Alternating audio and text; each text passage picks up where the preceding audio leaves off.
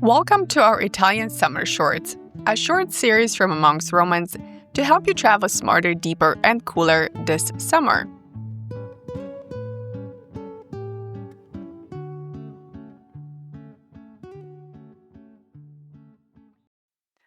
Today's episode is one part cautionary tale and in other part cultural PSA. I want to talk about tourists behaving badly. This isn't an issue limited only to Italy, but it seems like there are a lot more of these incidents happening here than anywhere else. I don't know if that's because I live in Italy and I'm more attuned to those stories, or because there are more of them just simply happening here. Last month, there were many incidents making headlines, and they were not just in local media. When I was searching for examples for my newsletter last month, I realized that this is nothing new. I came across an article from CNN titled, "Tourists in Italy are behaving badly this year." And honestly, it took me a few sentences to realize this article wasn't recent. It was from 2023. But yet, these incidents were almost identical. So what exactly are tourists doing that is so wrong? Well, based on the 23 article, we had people carving their initials into the wall of the Colosseum, swimming in the UNESCO-protected canals in Venice, or stealing gondolas. People were breaking into historic sites. Others were driving down the Spanish Steps on scooters in cars. Thankfully, there was just one incident of each. But they were also smashing priceless sculptures. And of course, people were vandalizing iconic monuments. To me, this is simply mind-boggling. And it's not just people from certain countries or in a certain age group. Unfortunately, stupidity, ignorance, and entitlement run across all cultures. This is important to address because many of you might think, oh, they must have been from this place, or they must have been teenagers. Sadly, you'd be wrong. So what exactly is happening this year or recently that's making waves? Well, we had tourists who decided to take a dip in a Trevi fountain and got fined. There was another couple who were caught on camera damaging a Swarovski crystal chair.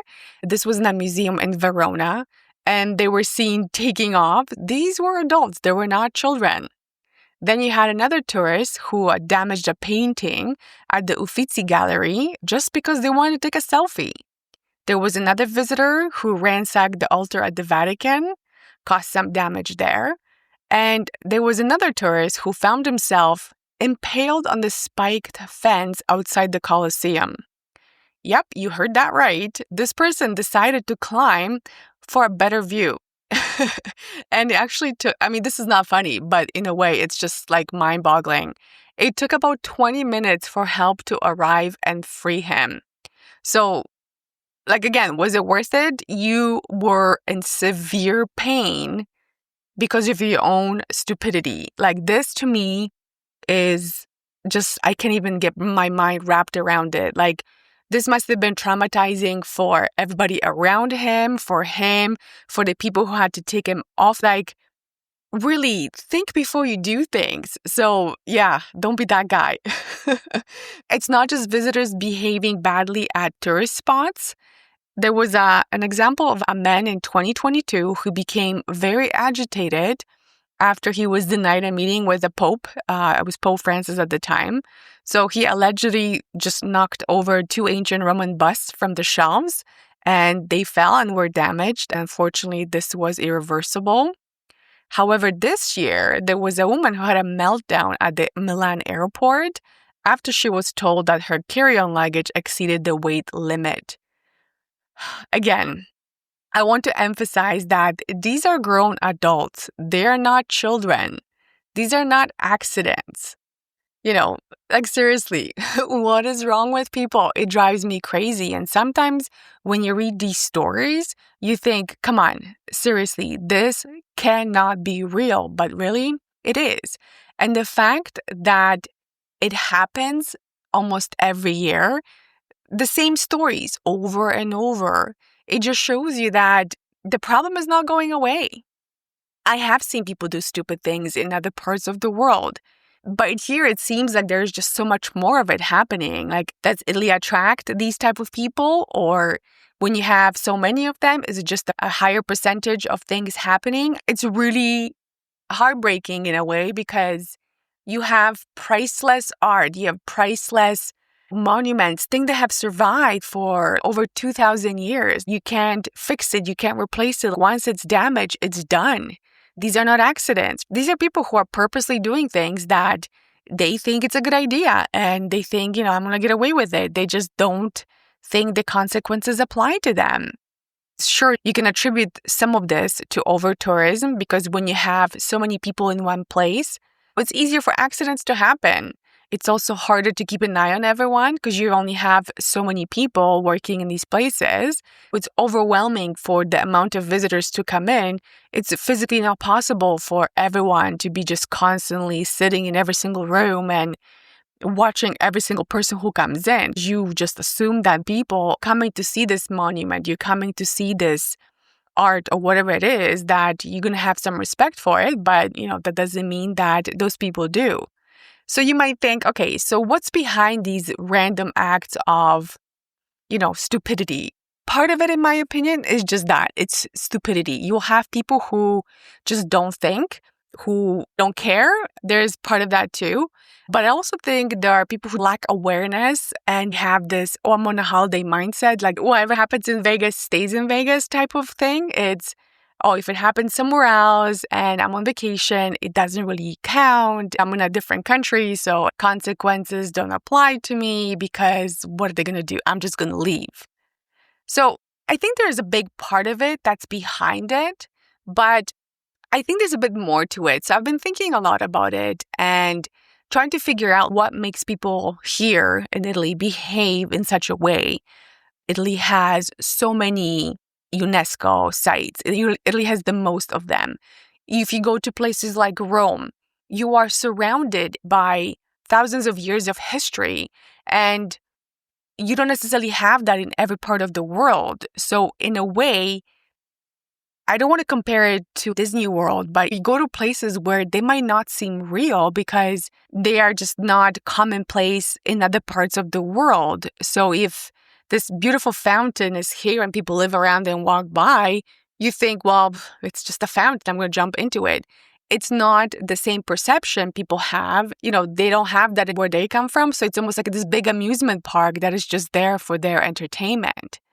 So I think there is a bit of that, but also there is something about Italy in particular that gives people the perception that Italy is a place where rules don't apply. I talked about this when I did my episode about Shakespeare and how Shakespeare had a lot of his plays based in Italy just because it was at the time a place that seemed to his audiences as this sort of, not magical, but it was almost this place that was so far away that anything can happen. And, people thought, oh my God, it's this place just like everybody's very emotional and ruled by emotion and anything can happen. And I think some of that has carried on because I think a lot of it still kind of applies.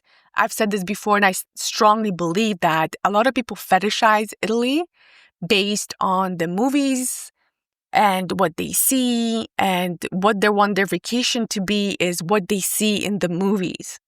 So the article from CNN that I mentioned, I will link this in the show notes because I think it's really worth reading. There's a quote from Nicola Bassano, and he's a film historian. And he actually said something that I thought was brilliant. So he said that movies such as La Dolce Vita, this is the 1960s movie by Federico Fellini, and there's this iconic scene where Marcello Mastroianni and Anita, I think it's Ekberg, they jump into the Trevi Fountain, they kiss and all that. So again, he makes a point that this movie in particular has created this false idea of what Italy is. So this is a quote from him. He says, Italy, seen and judged by foreign tourists through stereotypes that are rooted in films, especially like Dolce Vita and Roman Holiday, and through the image that foreigners have formed of us through Italian immigration, he says. So it's seen as a place devoid of rules and law, where everything is art and therefore nothing is art, which goes back to the whole Shakespeare plays concept.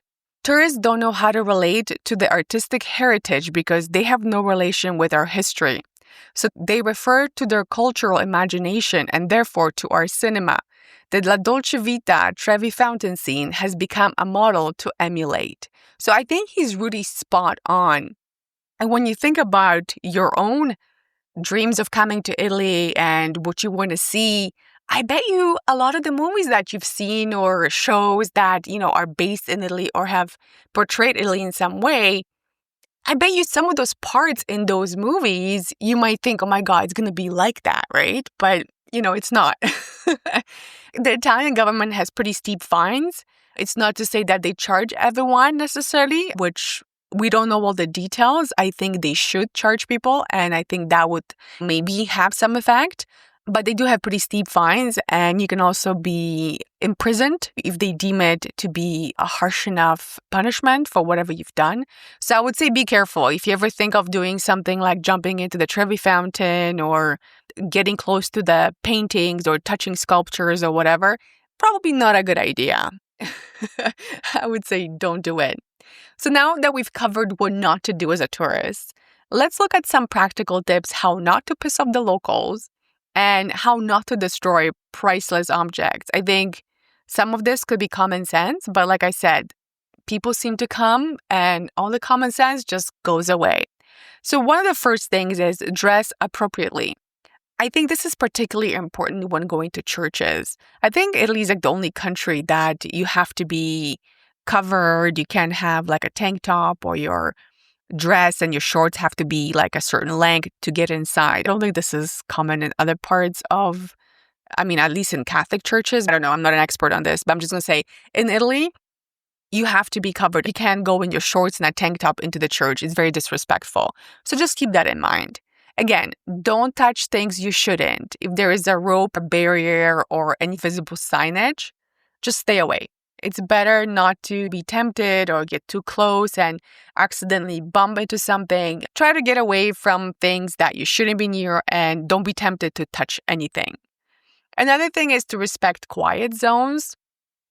There is areas that you should not be making noise after a certain time. People live in those areas. You might be in Venice, but Venice is not like the hotel in Vegas. This is an actual town. People live there. People go to work. They have school. They have whatever. So they want to sleep. They want to relax. You don't want to be making noise and making all kinds of damage because you feel like this is an amusement park. It's their home. So don't treat monuments like playgrounds. Don't damage things. Don't carve your names into things. Support local businesses, not just the tourist traps. I think a lot of Italians, especially in big tourist magnet places like Rome or especially Venice. In Venice, you have a lot of cruises coming in. People just kind of come in and they do tour and they leave. It's very damaging to the local industry. Try to buy something from the local industry. I'm not saying you have to buy big artworks or spend lots of money, but support a local bakery or a coffee shop, something that doesn't just sell souvenirs made in China. It's a way to get to know the locals. It's a way to avoid tourist traps, but also get a feel for the local culture because, again, it's not exactly what you see in the movies. Learn a few Italian words. They will appreciate that. It shows effort, shows respect. You don't have to be very fluent in it. Just try. Why does it matter? Bad tourists ruin it for everyone else. So if you are coming to see something next time and it's blocked off or there's a barrier or you can't get to whatever you want to see, that could be because there are a lot of tourists getting into trouble that they shouldn't be doing, and that's why they have to protect it. This year, they had lots of barriers around the Trevi Fountain because of the Jubilee. They were cleaning things. I don't know what there is right now because I'm not going to go to Rome this year because of the whole Jubilee. But, they have introduced crowd control measurements that you might not be able to get to the Trevi Fountain the way you see in the movies, and that will ruin your experience. Well, that's because people have been disrespectful. So it ruins it for everyone else. Also, it's common sense. But I hope that if you are listening to this, you agree with me. You wouldn't go to a place in your own country, your town, your church, your museum, or a cultural historical site and damage things because you feel like you can. Italy's the same thing. I really wish that people would look at Italy and Italians as just regular people who live in a regular country, not some dreamy fantasy or a caricature from movies and shows. Get to know the locals, be respectful, don't damage things, and you'll have a better time. I guarantee. So I hope you agree with me. And, if you can travel to Italy in the off season, I think it's always a good idea. The less crowds, the better experience, but also less chances for accidents. So just something to keep in mind.